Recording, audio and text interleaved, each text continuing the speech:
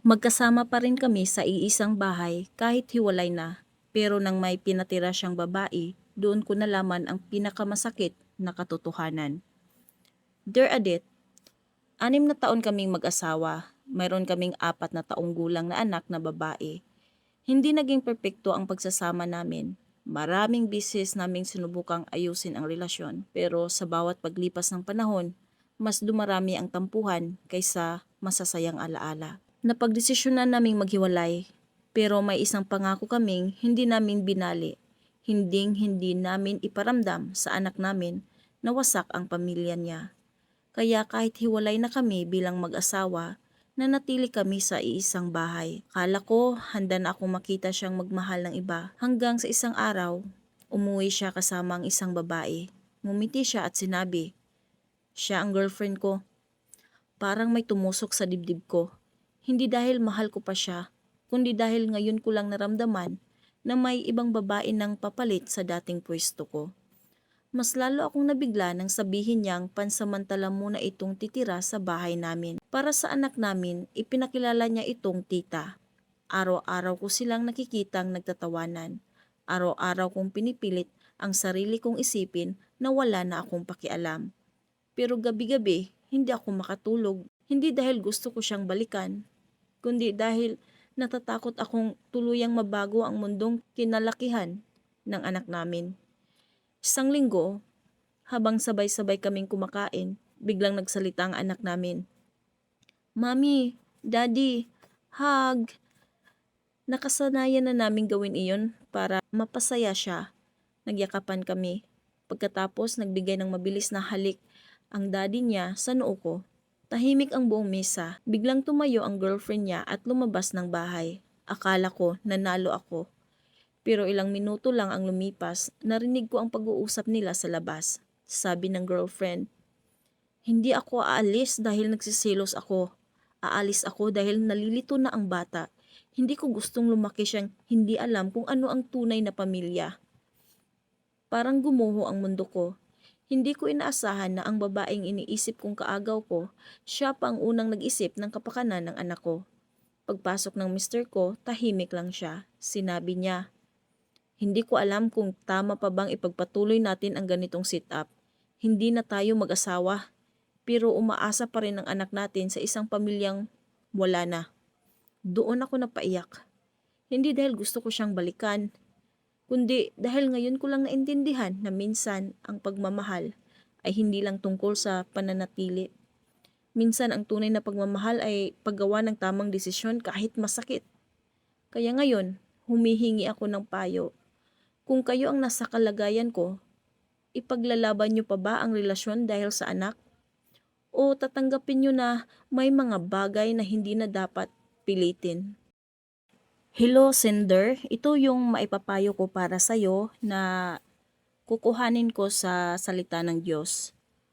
Sa Proverb 3:5-6, magtiwala ka sa Panginoon ng buong puso mo at huwag kang manalig sa sarili mong pangunawa. Kilalanin mo siya sa lahat ng iyong mga lakad at itutuwid niya ang iyong mga landas. Kapag nalilito ka sa dapat gawin, huwag pairalin ang bugso ng damdamin. Humingi ng gabay sa Diyos bago gumawa ng desisyon.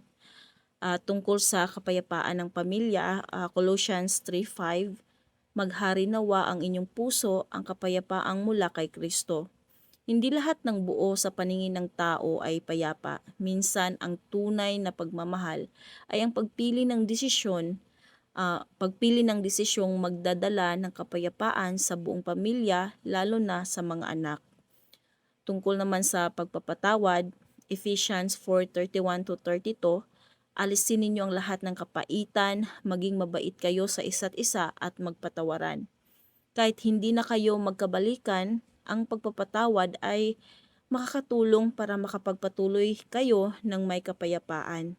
At para sa mga anak naman, Proverb 22:6, turuan mo ang bata sa daang dapat niyang lakaran at hanggang sa pagtanda ay hindi niya ito lilimutin. Ang pinakamahalagang regalo sa anak ay hindi lamang ang kumpletong pamilya, kundi ang makitang marunong magpakita ng paggalang, katapatan at pagmamahal ang kanyang mga magulang. Batay sa kwento, sa tingin ko, mas makabubuting tuluyan na nilang ayusin ang paghihiwalay kaysa manatili sa isang bahay na parang mag-asawa pa rin. Narito ang dahilan. Pareho na silang nagdesisyon maghiwalay at may bago ng karelasyon ang lalaki. Ang pananatili sa iisang bahay habang may bagong partner ay madaling magdulot ng selos, pagkalito at tensyon. Ang anak nila ay bata pa. Kahit ang intensyon nila ay protektahan siya, maaari siyang malito kapag nakikita niyang naghahag at naghahalikan pa rin ang mami at daddy samantalang may ibang partner na ang daddy niya. Kung gusto nilang maging mabuting magulang, mas mainam na magkaroon ng malinaw at magalang na co-parenting arrangement kaysa magbigay ng magkahalong mensahe tungkol sa relasyon nila. Hindi ibig sabihin nito na kailangan silang maging magkaaway. Posible pa ring maging mabuting magulang sa anak kahit hindi na sila mag-asawa basta may respeto, maayos na komunikasyon at inuuna ang kapakanan ng bata. Mula sa pananaw ng Biblia, mahalaga ang katotohanan at kapayapaan. Halimbawa sa Ephesians 4:25 ay hinikayat ang mga mananampalataya na magsalita ng katotohanan sa isa't isa. Ang pagpapalaki sa bata sa isang sitwasyong tila mag-asawa pa rin ang mga magulang kahit hindi na, ay maaaring magdulot ito ng pagkalito sa kanya. Kaya kung wala na talaga silang balak magkaayos bilang mag-asawa, mas mabuting malinaw ang hangganan ng kanilang relasyon at ito ng kanilang pagsisikap sa pagiging mabuting magulang. Kung sa kabilang banda ay pareho pa silang nais subukang buuin muli ang pagsasama, mas makabubuting gawin iyon ng buong katapatan at hindi habang may ibang taong nasasangkot. Kung ikaw ang nasa sitwasyon niya, ano ang pipiliin mo?